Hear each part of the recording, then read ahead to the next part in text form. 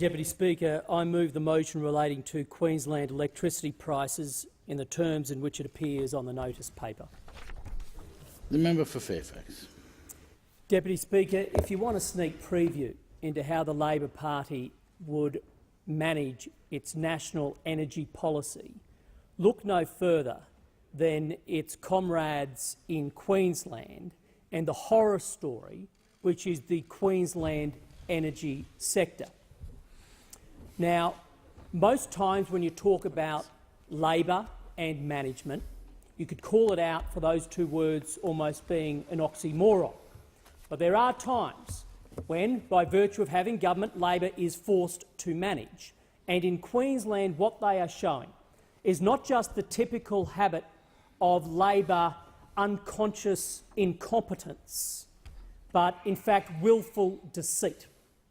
Willful deceit where they are effectively ripping off everyday Queenslanders to put more money into the coffers of the Queensland Labor government. This is nothing short, Deputy Speaker, of a sophisticated scam involving a myriad of feedback loops that converts money earned by hard-working Queenslanders into political power by the Labor Party in Queensland. They prey on people enjoying the opaque system that the energy market represents in Queensland. And they do so to the tune of a quarterly bill every single year for the average household. In other words, about $468 is being effectively stolen out of the pockets of everyday Queenslanders because of the Queensland Labor government's management of the electricity system. Now, if you're wondering why these claims can be made about Queensland in particular, Deputy Speaker, it's because the Queensland government controls 65 to 70% of the power generated in my state. It's because they operate in every single sector of the supply chain in Queensland.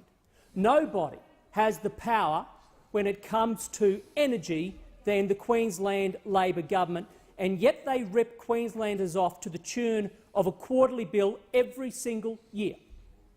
Put it differently, 25% of your next bill as a Queenslander could be removed if the government stopped its rip-offs. Imagine what that would do to the pensioner, who right now is sweating and finding it difficult in the heat in Queensland. Imagine what that would do to the family that's trying to get enough money together to cook the Christmas ham in a few weeks' time if 25% of the bill could be wiped out so the rip-offs start. And the three key areas where the rip-offs take place. Number one, the Queensland government has overinvested in poles and wires to the tune of $7.3 billion.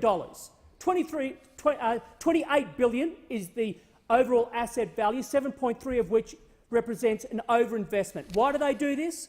Because the more they invest, the more they can charge consumers. And when you own the companies, that's what happens.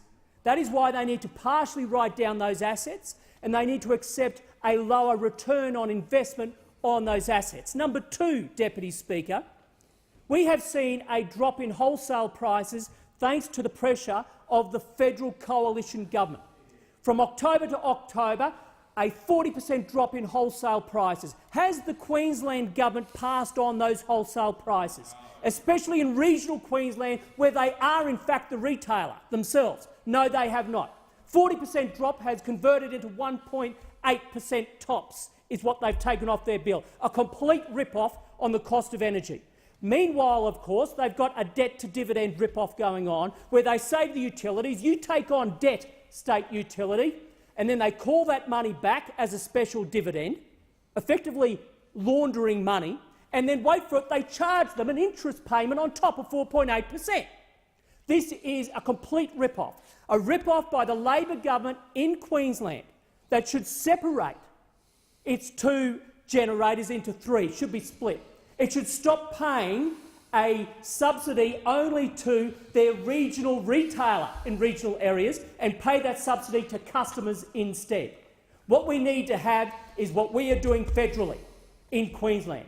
We need to take a big stick to those who are price gouging. We need to ensure we have a price safety net. We need to ensure that we back reliable energy and get rid of the Queensland rip-off for the Labor government. The member's That's time what's is required. expired.